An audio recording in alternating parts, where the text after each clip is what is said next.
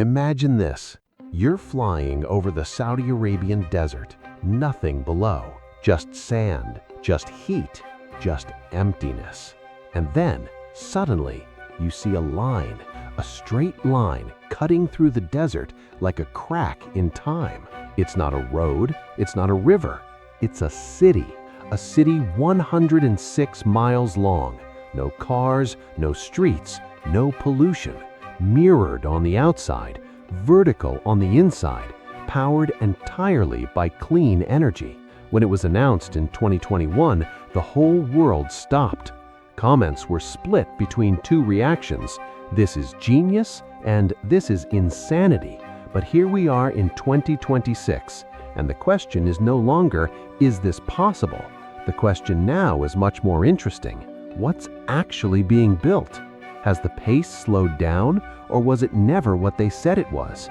And the most controversial part of all, is this still a city, or has it already become the biggest geopolitical marketing project in modern history?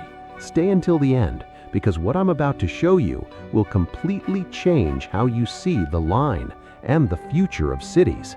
To understand where we are today, you need to go back to the beginning. Not the beginning of construction, the beginning of the idea. It was 2016. Crown Prince Mohammed bin Salman, the famous MBS, launched the most ambitious plan in Saudi history, Vision 2030, a plan to completely transform the country in less than a generation. The central idea was clear. Saudi Arabia had depended on oil for decades, but oil will run out, or worse, the world will stop wanting oil before it even runs out. Solar energy, electric cars, climate change. The clock was ticking. The country needed to reinvent itself, create new sources of income, tourism, technology, innovation, entertainment. And within this plan, the NEOM project was born, an entire region in the northwest of the country, the size of Belgium, that would be transformed into something never seen before. And within NEOM, the crown jewel, the line.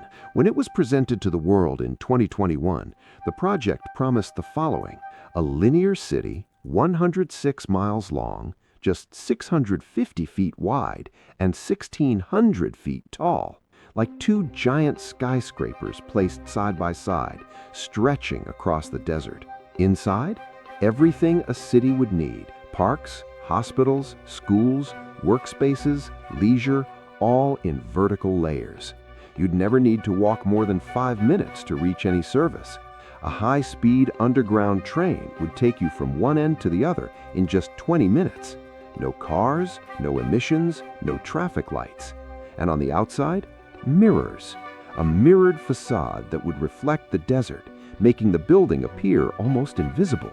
An engineering feat that would also be a work of art. Now, here's the first thing most people don't know. Saudi Arabia has already spent more than $500 billion on the NEOM project as a whole. Not on the line, on NEOM. The line is just one part, and it has already consumed resources that few countries in the world even have in their total budget. So when people say this project will be canceled, they ignore a simple reality. It's gone too far to turn back. Now let's get to the part that matters. What's standing? What physically exists in that desert today? Because there's a huge difference between what was announced in promotional videos and what satellite cameras can actually record. Satellite images from 2024 and early 2025 show the following: massive earthworks along a stretch of approximately 1.5 miles in the Sharma region in northwestern Saudi Arabia. This is equivalent to one of the largest earth-moving operations ever recorded in a single civil construction project in history. To get an idea of the scale, the volume of earth moved already exceeds what was excavated in the construction of the Panama Canal during some of its most intense years. This is real, this is physical, this is happening. In addition, there are foundation structures already in place, modular concrete factories built specifically for the project, a logistics network of temporary roads and support infrastructure connecting the construction site to the port of Sharma, which was also expanded specifically to supply the line. There are records of more than 400 heavy machines operating simultaneously at the site, excavators, tractors, cranes, trucks. What you see in satellite images isn't a model, it's real movement. But here's the point that divides opinions. What's been built is not yet a city. It's the foundation for a city. There's a huge difference between foundation and habitable structure, and that difference matters. As far as publicly available information goes, there doesn't yet exist any continuous, large-scale vertical structure, no operational habitable segments, no actual functioning urban infrastructure. What we have is the embryo of something unprecedented, and an embryo isn't a finished product, but it's also not nothing. An embryo is a beginning. And here comes a fact few people talk about. In 2024, a Wall Street Journal report revealed that workers and engineers working at the site describe an environment of extreme pressure, impossible schedules, constant project changes, decisions made at the top without technical consultation. This alone tells you a lot about the real state of the project. Do you believe the line will be completed as promised? Comment here, yes or no. I want to see the split in opinions. And read the comments before you leave. The discussion here will be more honest than any newspaper article. Large projects have two invisible enemies. The first is time. The second is money. The line is facing both. In 2022 and 2023, global markets went through turbulence. Interest rates went up. Investors became more cautious. And Saudi Arabia's Public Investment Fund, the PIF, which is NEOM's main funder, began recalibrating its bets. The result? The original goal of delivering a habitable city with dozens of miles operational by 2030 was quietly adjusted. The new target became delivering a functional initial core between 1.2 and 1.5 miles by the end of this decade. 1.2 miles in a 106-mile project. Does this sound like defeat? It depends on how you interpret it, because in the world of megaproject engineering, what happened has a technical name: phasing. It's when you divide a giant project into smaller stages, each delivering value before moving on to the next. Practically every major infrastructure project in the world works this way. The International Space Station wasn't built all at once.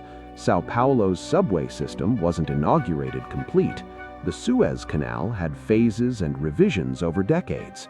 The question is, was the line's phasing a strategic technical decision, or was it an emergency adaptation caused by initial overestimation of available resources? The honest answer is probably both, and this is important to understand because it completely changes the narrative. It's not that the project failed, it's that the project faced reality and had to negotiate with it. Another financial point rarely discussed: Saudi Arabia is betting on the line also as a tool for attracting foreign investment. Every advance in construction is used to attract new international partners: Asian sovereign wealth funds, American tech companies, European construction firms. The project isn't just a city, it's a sales pitch, a showcase of technical capability and vision for the future. And a showcase, by definition, needs to look complete even when it's still being assembled. Here's a fact few people publish. The estimated cost to build just one functional habitable mile of the line with all promised infrastructure is approximately $1 billion. Just 1 mile. Multiply by 106 and you begin to understand the scale of the financial challenge. Now let's hear from technical voices, because what engineers, urban planners, and megaproject specialists say about the line is much more revealing than any official statement. The first point of consensus among experts: the project is technically viable, partially. The physical structure of two mirrored blocks 1,600 feet tall and 106 miles long doesn't violate any laws of physics. We've already built taller skyscrapers. We've already built longer structures. The question isn't whether we can build each separate part, it's whether we can integrate everything. And this brings us to the second point of consensus. Integration is the real challenge. Because the line isn't just a building, it's an entire urban ecosystem inside a single structure. Artificial ventilation on a city scale, temperature control in a closed environment hundreds of miles long, water and energy supply in a desert, waste management on an unprecedented scale. A structural engineering professor from the University of Leeds said in an interview that the line's technical challenge is less in the walls and more in what goes inside them. Any engineer can design the shell. The problem is the living systems inside that shell. Here's a frightening detail almost no one mentions. The line has no windows facing outside in most of the designed apartments. People would live without direct view of the natural sky. Environmental psychology studies show this has a direct impact on human mental health, and the project designers respond with natural light simulations and digital views. Does it work? Nobody knows. It's never been tested at scale. The third challenge pointed out by experts is the hardest to solve: the human factor. It's not enough to build it. You need people willing to live there. Urban planning studies consistently show that cities planned from scratch rarely hit their population targets. Brasilia took decades to start really functioning. Naypyidaw, Myanmar's new capital, was magnificently built and remains semi-empty. Songdo in South Korea is a smart city worth billions with only half the expected population. Cities aren't built, cities grow. And the line is trying to do both at the same time in the middle of the desert on deadline. If the Saudi government offered you a free apartment in the line, would you live there? Comment with or without, and the reason, because this answer says a lot more about the project's future than any financial report. And share this video with someone you think would answer differently than you. The line isn't just a construction project, it's become an ideological battleground. On one side, you have the enthusiasts, people who see the project as an urgent and necessary response to the problems of traditional cities: chaotic traffic, uncontrolled horizontal sprawl, pollution, inequality in access to infrastructure. For this group, the line represents a necessary rupture, an experiment that needed to be attempted by someone. On the other side, the skeptics, architects and urban planners who point out that the proposal ignores decades of knowledge about how people actually live. Cities aren't just efficiency, they're organized chaos. They're street markets that spring up spontaneously. They're alleys that become meeting points. They're human unpredictability. And the line, in its most radical form, denies all of this. There's also a third perspective, which is geopolitical, and this might be the most interesting of all. The line doesn't need to work perfectly to fulfill its strategic role. It's already changed the global conversation about urbanism. It's already forced countries, cities, and governments to think differently about how to build the future. It's already attracted to Saudi Arabia a type of attention and credibility that oil never could. And here's something that will surprise you. Saudi Arabia was already receiving dozens of delegations from African, Asian, and South American countries interested in licensing the line model for their own cities, even before anything was physically built. The project worked as an export product before it physically existed. This is a type of power that goes far beyond construction. Then there's the human rights issue, and it can't be ignored. To build the line, families from the Huaytat tribe who had lived in that region for centuries were forced to relocate. There was resistance. There was violence. One man was killed, according to human rights organization reports, for refusing to leave his land. Others were arrested. When you watch the line promotional video with its epic music and images of happy people walking through floating gardens, this part of the story doesn't appear, and it needs to appear, because mega projects always have a human cost that the renders don't show. We've reached the most important point in this video, the one that will change how you think about everything you've seen so far. The line doesn't need to reach 106 miles to be successful. This is a fact that its creators probably already understand, even if they never say it publicly. If the line delivers a functional core of 1.2 to 3 miles, with real infrastructure, real people living there, technology actually working, it will already be the most important urban proof of concept of the 21st century. Not because it's big, because no one had done anything like it before. Think of it this way. The first iPhone didn't have all the features that smartphones have today, but it changed the game because it demonstrated that a new paradigm was possible. The line can fulfill exactly that role, even if it's a fraction of the original proposal. But here's the real risk, what internal documents probably discuss behind the scenes. If the delivered core doesn't impress, if it doesn't really work, if the people living there aren't satisfied, the damage isn't just to the line, it's to the entire Vision 2030 narrative. It's to MBS's credibility as a visionary leader. And in this context, the pressure for results is enormous, perhaps too enormous. Another strategic element few people analyze. The line is directly linked to Saudi Arabia's bid to host the 2034 World Cup. Having the project underway, even if partially, serves as proof of delivery capability. It's a piece of a much larger chessboard. And there's another layer, the global race for urban innovation. China is building smart cities. The UAE created planned cities like Masdar. Singapore constantly reinvents itself. The line, even if imperfect, puts Saudi Arabia in this group of countries that define the future and don't just follow what others have done.